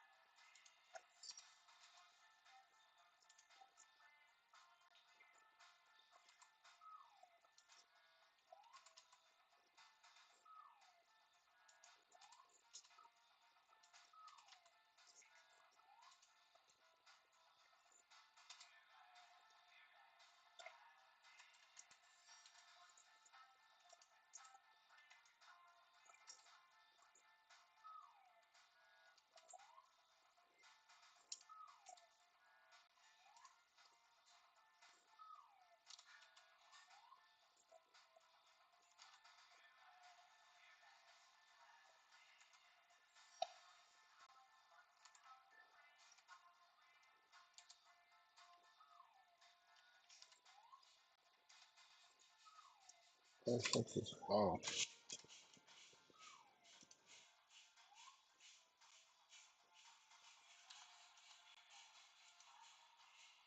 let's just keep it there for now. I'm not gonna do all that extra shit.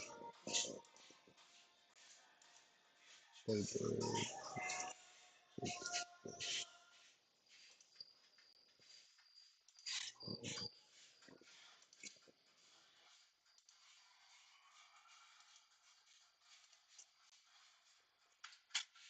key protection,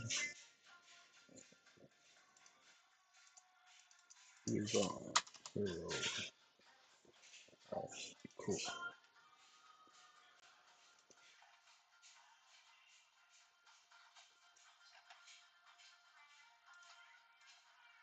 Forward model, take this out, demand, take the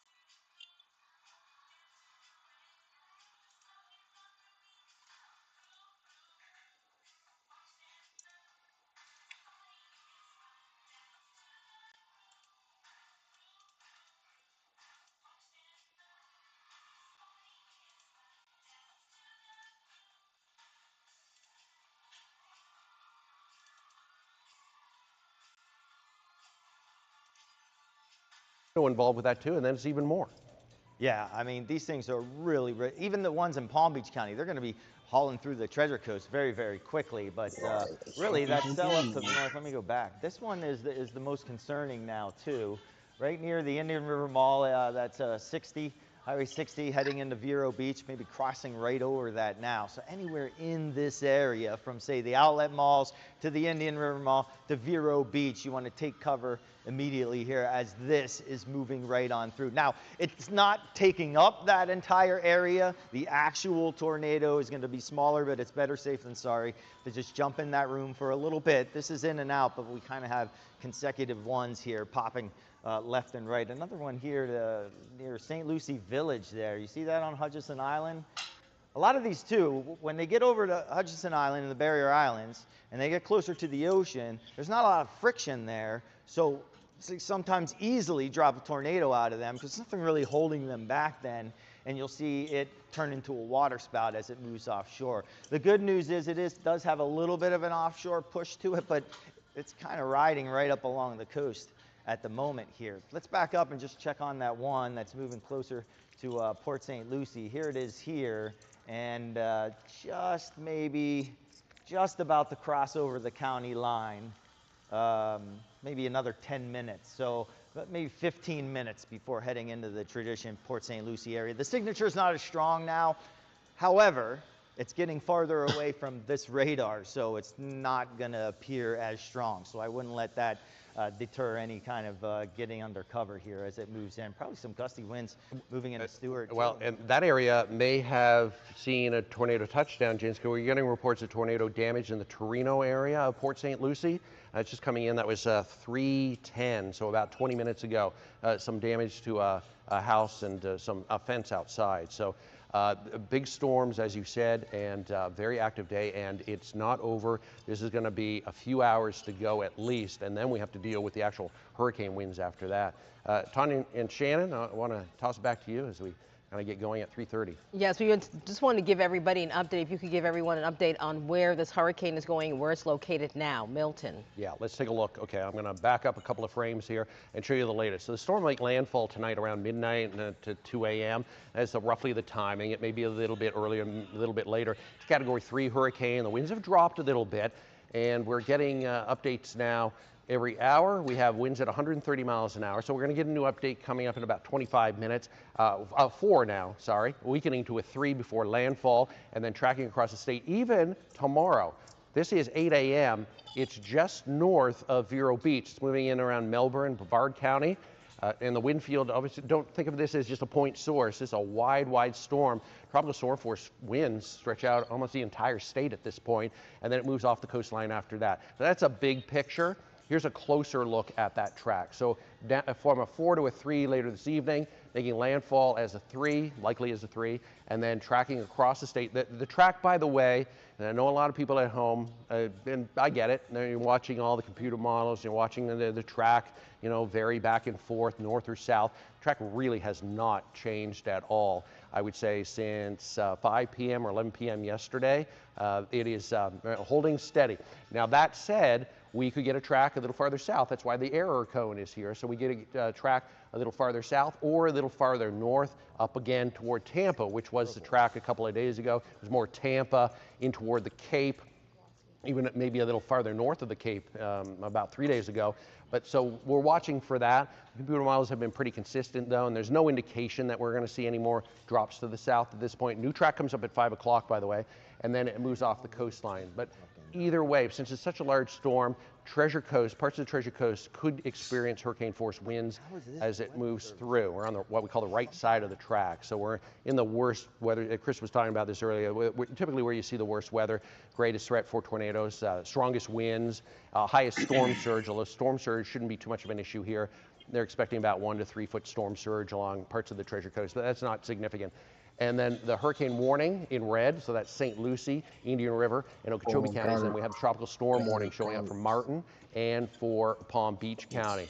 And we were advising people even in Martin and Palm Beach County that if you wanted to, it might be advisable to put up shutters. But at this point, because multiple tornado warnings and the winds are picking up now it becomes kind of a dangerous situation. You don't want to be up on ladders and carrying around large pieces of metal, even with the accordion shutters. If you can do it, do it. But it's, you know, look at all the Treasure Coast is under a tornado warning at this point, and we're starting to see more pop up in Palm Beach County at the same time. In fact, some getting a little bit closer to the coastline. These two here, Belglade and Pahokee, just to the east of Clewiston. Here's another one in Broward. Well, that's that storm now that's moving north.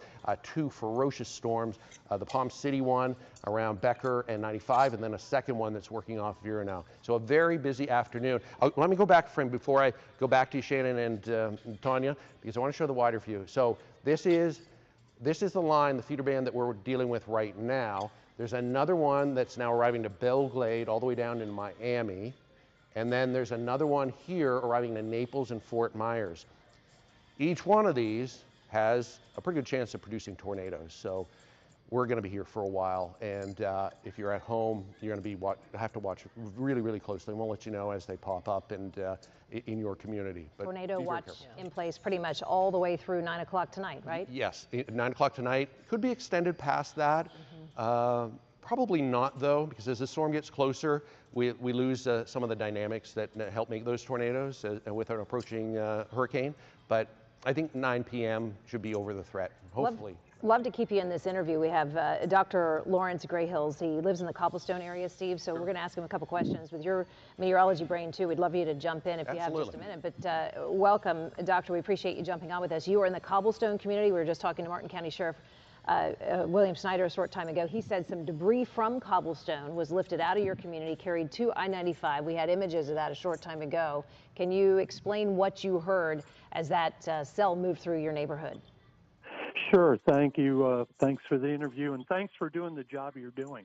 Yeah, we were, listening, monitoring television in your fine forecast, and I have the emergency EOC on the amateur radio going here. But everything just lit up all at once, and the sky got pretty dark, very dark, and the wind became ferocious, and we heard the classic roaring or freight train sound, and knew that it was very close, had to be very close. My neighbor then came over and told me that he had some trees down between his property and the neighbor's property, and we got reports of the overturned truck at 110, exit 1. I think it should work now. I'm about to look at it in game. But did you see that UV stuff I did? So yours would be something like that, where you'll grab it and then try to match it up to the texture. So this whole texture right here is the whole entire shirt. So each spot has a place, like the officer's hair. Let me show you. So everything has its own spot. So something like that would take a little time. But if you like the shirt, it's not really too crazy.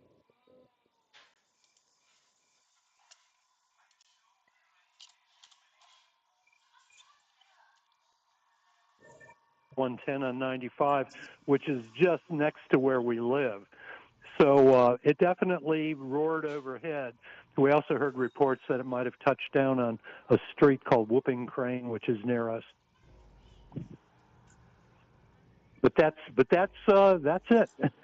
That's where the fires were about 6 months ago. Absolutely. Yes, exactly. It was the fires almost engulfed our guard shack there. Yeah, Martin Highway and Cobblestone. and the Cobblestone. Stewart West is one of the signs there too.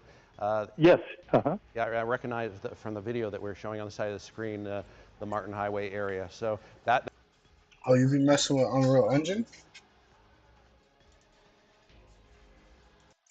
I started learning some Unreal Engine too.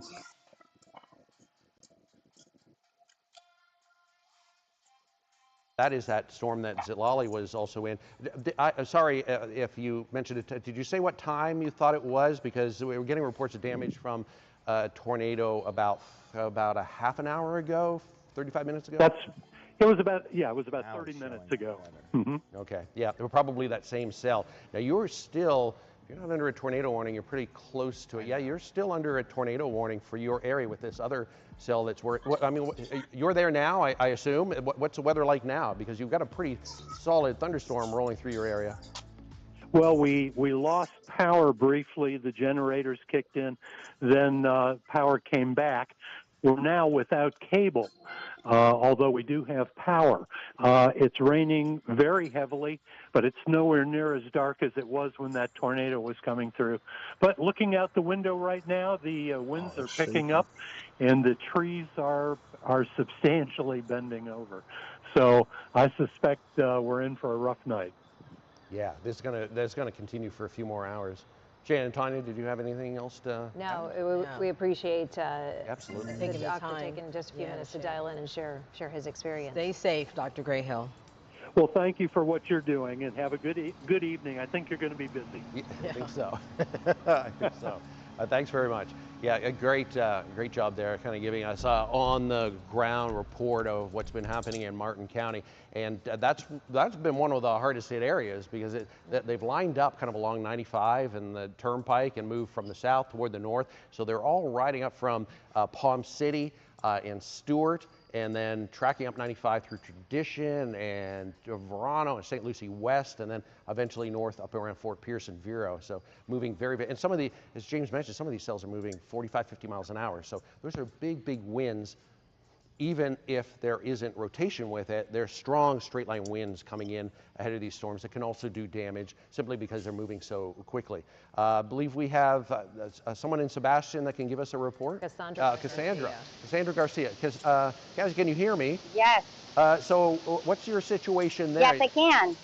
The pretty big storm showing up on the radar coming in. Yeah, quite a bit of rain. This is actually the most amount of rain that we've seen all day. It was kind of just drizzles throughout the day, and now it is really coming down. You can see how much water in that roadway. Just these cars driving by, plenty of water in that roadway. People are, all day have been kind of gearing up for the hurricane. So as we were driving around and we got this tornado warning, we definitely saw people still out and about. I know you were talking about finding a safe place. Right now, we're in a safe location at the police department. But yeah, definitely plenty of people still on the roadway trying to make those final preparations before the storm. But right now, the main thing we're seeing is this rain just coming down so hard. It's been going sideways just because of how much wind has kind of been coming. Okay, Sandra, can you share with us exactly where you are? Yes, so we're actually in the Sebastian Police Department. I don't know if you can tell the location. It's kind of hard to see, but presumably you're under an awning shooting out toward the street right there in front of Sebastian PD? Yes. Okay. Is that along US 1? Yes, exactly. This is off of US 1 already. Okay. Okay, as you're sharing, Cassandra, Steve Weagle is trying to show it on the radar to show what you're dealing with out there. Yeah, there's. Oh, got it. Yeah, you still have a tornado warning for a couple of minutes at least.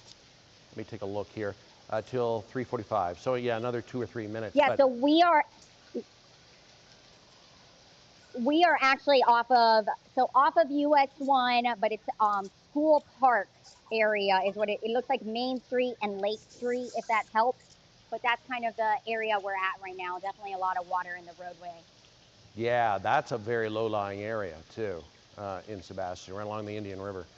Okay. Yeah. Well, be safe because it looks like you've got this cell going through and some more storms just to the south. Hopefully they'll nudge off the coastline as they come into Vero. But I think it's starting to get better for you, and that tornado warning is going to be dropped in a couple of minutes. I'd be surprised if they issue another one for your area, so you may have some time to kind of regroup and take a look outside and see if you notice anything as far as damage. Did I put these It was shutters? a big storm. I believe that at one point had a confirmed tornado down around Palm City and Port St. Lucie. There's so many of these warnings that have been popping up. It's tough to tell who has the warnings and who's missing, what's in effect, and a lot of them are being extended as they go through. Look at all the ones that are popping up around the lake area. And again, and it seems like just one after another, the Port St. Lucie a live shot showing up on the side of your screen there. And there's a look at Port St. Lucie, where we have another cell. Well, it's really more than one. It's just a training thunderstorm, one after another, like they're on a railroad track.